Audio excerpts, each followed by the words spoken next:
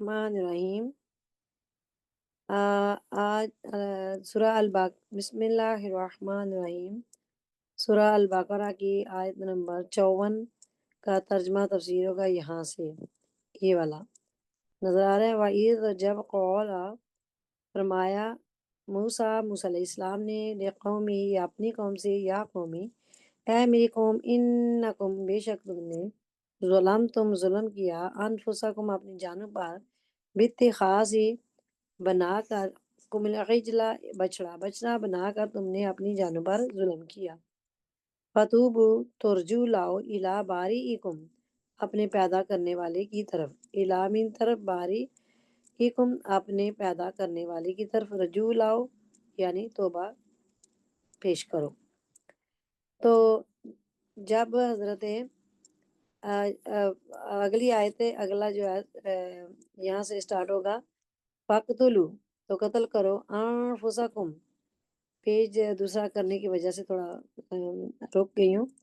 فَقْتُلُوا تو قتل کرو، انفسکم اپنی جانوں کو، یعنی کہ ایک دوسرے کو، ذالکم یہ بہتر ہے، ذالکم تمہارے لیے، خیرن بہتر ہے، لکم تمہارے لیے، ذالکم یہ بہتر ہے تمہارے لیے، عند بارئکم تمہارے رب کے نزدیک، عندہ بھی نزدیک، بارئکم تمہارے رب یا پالنے والے یا پروردگار کے نزدیک بہتر ہے، ذالکم یہ خیر لکم تمہارے لیے بہتر ہے تمہارے رب کے نزدیک۔ فتابہ تو توبہ قبول ہوئی، توبہ قبول کی، علیکم تمہاری، ان اللہ سبحانہ تعالیٰ نے، انہو بے شک وہی یعنی کہ اللہ سبحانہ تعالیٰ، هو التواب الرحیم توبہ قبول کرنے والا، الرحیم مہربان ہے، توبہ قبول کرنے والا مہربان ہے۔ اب جو ہے کہ تفسیر اس کی پچھلی آیت کی ہے، وَإِذْ قَالَ سے، یہاں سے سٹارٹ ہوئی ہے کہ وَإِذْ قَالَ جب موسیٰ علیہ السلام نے اپنی قوم سے فرمایا تھا، تو یہ تفسیر یہاں سے سٹارٹ ہو رہی ہے۔ تو جب موسیٰ علیہ السلام نے اپنی قوم سے فرمایا تھا کہ تم لوگوں کو قتل کرو، کیونکہ تم نے ظلم کیا بچڑا پوج کر۔ بنی اسرائیل کو بچڑا پوجنے کے گناہوں سے یوں معافی ملی کہ حضرت موسیٰ علیہ السلام نے قوم کو فرمایا کہ تمہاری توبہ کی صورت، یعنی انہوں نے بتایا کہ اس طرح توبہ کرو، تمہاری توبہ کی جو صورت ہے وہ یہ ہے کہ جنہوں نے بچڑا کی پوجا نہیں کی ہے وہ پوجا کرنے والوں کو قتل کریں، اور مجرم راضی خوشی سکون کے ساتھ قتل ہو جائیں۔ انہیں بتایا تھا اس طرح تمہاری توبہ قبول ہوگی، وہ لوگ اس پر راضی ہو گئے، اور صبح سے شام تک 70,000 جو ہیں قوم کے لوگ جن نے بچڑے کو پوجا تھا قتل ہو گئے۔ تب حضرت موسیٰ اور حضرت ہارون علیہ السلام نے گڑ گڑاتے ہوئے بارگاہ الہی میں ان کی معافی کی التجا کی۔ اس بار یہ وحی آئی کہ جو قتل ہو چکے وہ شہید ہیں، پھر اللہ تعالیٰ نے فرمایا کہ وہ انہیں موسیٰ علیہ السلام بہتر ہے تمہارے لیے، بہتر ہے کہ جو شہید ہو چکے، جو قتل ہو چکے وہ شہید ہو گئے ہیں، اور باقی جو بخش دیے گئے ہیں، کیونکہ موسیٰ علیہ السلام نے ان کے لیے دعا مانگی تھی۔ سب جنتی ہو گئے تھے، قاتل بھی اور مقتول بھی، سب کے لیے۔ قاتل تو جو ان کو قتل کیا گیا تھا وہ تو اس لیے کہ ان کو سزا مل گئی دنیا میں، اس لیے وہ جنتی ہیں، اور مقتول جو ہیں جنہوں نے قتل کیا تھا وہ اس لیے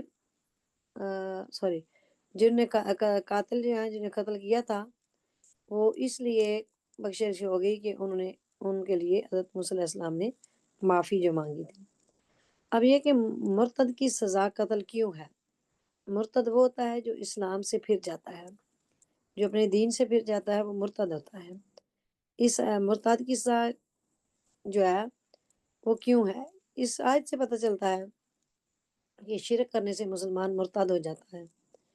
شرک ہوتا ہے جو اللہ تعالیٰ کے علاوہ کسی کو سجدہ کرتا ہے یا کسی کی عبادت کرتا ہے یا اس کو عبادت کے لائق سمجھتا ہے، تو جو بت بناتا ہے اس کو پوجتا ہے۔ تو شرک کرنے سے مسلمان مرتد ہو جاتا ہے اور مرتد کی سزا قتل ہے، کیونکہ یہ اللہ تعالیٰ سے بغاوت کر رہا ہے، اور جو اللہ سبحانہ تعالیٰ کا باغی ہو اسے قتل کر دینا ہی حکمت ہے۔ ٹھیک ہے، تو یہ والا تو یہ اب یہاں پہ اگلے پیج پہ ہے نا، اس لیے تو مصلحت کے آئین مطابق ہے دنیا کے تقریباً تمام ممالک میں یہ قانون نافذ ہے کہ جو اس ملک کے، یعنی کہ جس ملک میں وہ ہے، جس میں پیدا ہوا ہے، جو اس کا اپنا ملک ہے، اس ملک کے بادشاہ سے بغاوت کرے تو اسے قتل کر دیا جائے۔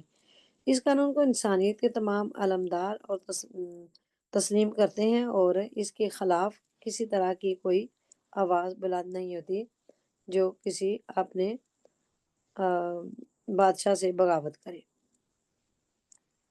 کس طرح کوئی آواز نہیں اٹھاتا ان کے لیے جب دنوی بادشاہ، جو دنیا کا ہوتا ہے، دنوی بادشاہ کے باغی کو قتل کر دینا انسانیت پر ظلم نہیں ہے، کیونکہ وہ اپنے بادشاہ کا باغی ہے۔ تو جو سب سے بادشاہوں کا بادشاہ اللہ سبحانہ تعالیٰ ہے، تو جو اس کا باغی ہے ہو جائے تو اسے قتل کر دینا کس طرح ظلم ہو سکتا ہے؟ وہ جائز ہے۔ بنی اسرائیل پر اللہ تعالیٰ کا فضل ہے۔ اس وقت اللہ تعالیٰ کا کیا فضل تھا ان پر کہ بچڑا بنا کر پوجنے میں بنی اسرائیل کے کئی جرم تھے۔ نمبر 1 مجسمہ سازی جو حرام ہے۔ نمبر 2 ہارون علیہ السلام کی نافرمانی۔ نمبر 3 بچڑا کی پوجا کر کے مشرک ہو جانا، یہ ظلم آل فرعون کے مظالم سے بھی زیادہ شدید ہے، کیونکہ یہ افعال ان سے بعد یعنی کہ افعال ان کے بعد ایمان سرزد ہوئے، اس وجہ سے مستحق تو اس کے تھے کہ عذاب الہی انہیں مہلت نہ دے اور فلفور ہلاک کر کے کفر پر خاتمہ کر دے۔ لیکن حضرت موسیٰ اور حضرت ہارون علیہ السلام نے کہ طفیل، یعنی انہوں نے جب دعا مانگی تو ان کے طفیل انہیں توبہ کا موقع دیا گیا۔ یہ اللہ تعالیٰ کا بہت بڑا ان پر فضل تھا، اور یہ قتل ان کے لیے کفارہ تھا۔ یعنی کہ کفارہ اس طرح ہو گیا کہ جو قتل کر دیے گئے وہ تو بخشے گئے، اور پھر جنہیں باقی کو توبہ حضرت موسیٰ علیہ السلام کے وسیلے سے یا ان کے دعا مانگنے سے تب ان کی جو توبہ قبول ہوگی، تو اس لیے وہ جنتی ہیں۔ اور ویڈیو کو جب سنتے ہو تفسیر کو تو آگے بھی شیئر کر دیا کریں ثواب کی نیت سے، اور لائک بھی اور کو کمنٹ بھی کرنا تو وہ بھی کر دیا کریں۔ وآخر دعوانا ان الحمد للہ رب العالمین۔